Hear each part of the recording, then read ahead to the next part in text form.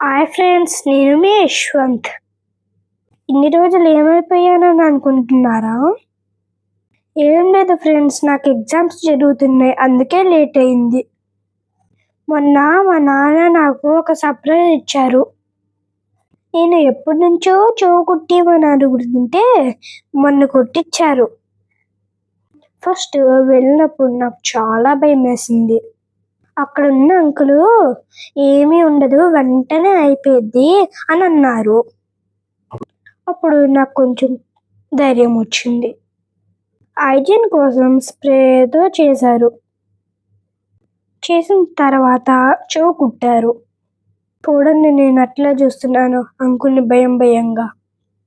Spray చేసిన చోట clean చేసిన తర్వాత గన్తో చెవు కుట్టడం మొదలుపెట్టారు. నేను భయపడతానని మా నాన్న నన్ను గట్టిగా పట్టుకుంటుంటే నేను కూడా మా నాన్నని గట్టిగా పట్టుకున్నాను. కళ్ళు మూసి తెరిచే లోపల అయిపోయింది.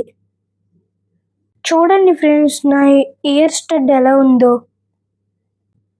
బాగుంది కదా. ఫస్ట్ నాకు కొంచెం నొప్పి వచ్చింది. ఒక 10 సెకండ్స్ తర్వాత సెట్ అయింది. ఇంకా నేను లెగిచి అద్దంలో చూసుకొని, అబ్బా ఈరులా ఉన్నాను అని నాలో నేనే అనుకున్నాను. ఇంతకీ మీకెలా అనిపించింది? మీరు కూడా చూసి కామెంట్ చేయండి. నేను ఎప్పటి నుంచో అడుగుతుంటే ఇప్పుడు మా నాన్న నా కోరిక నెరవేర్చారు. ఇది అయిపోయిన తర్వాత మా అమ్మ నా ఫేస్కి క్రాఫ్ట్ సెట్ అవ్వలేదు అనింది. మా అమ్మ అలా అనిందో లేదో మా నాన్న నేచురల్కి తీసుకెళ్లారు. అక్కడికి వెళ్ళిన తర్వాత అంకులు నన్ను ఒక చైర్లో కూర్చోబెట్టారు. మా నాన్నని హెయిర్ కట్ ఏ మోడల్లో చేయమంటారు సార్ అని అడిగారు. మా నాన్న సమ్మర్ కదా, డిప్ప కట్టింగ్ కుట్టు అని చెప్పారు. నేను ఒక్కసారి మా నాన్న మొహం పెట్టి చూశాను. మా నాన్న ఒక్కసారిగా నవ్వుకొని స్టైల్గా చేయమని చెప్పారు. హెయిర్ కటింగ్ అయిపోయిన తర్వాత నానా నేను కొంచెం రిలాక్స్ అవుతాను అని చెప్తే, అయితే హెడ్ వాష్ చేయించుకో, చాలా రిలాక్స్ అవుతావు అన్నారు. మా నాన్న అలా అనగానే నేను నా తల్ని బూమ్ బూమ్ అని కోతూపినట్టు ఊపా. ఇంకా అంకుల్ ఆ హెయిర్ వాష్ చేస్తుంటే స్వర్గపు అంచుల దాకా వెళ్ళొచ్చినట్టుంది. ఇంకా అలా ఎయిర్ డ్రై చేసిన తర్వాత ఎయిర్ కొంచెం సెట్ చేశారు. సెట్ చేసిన తర్వాత ఎలా ఉన్నానో కామెంట్ చేయండి.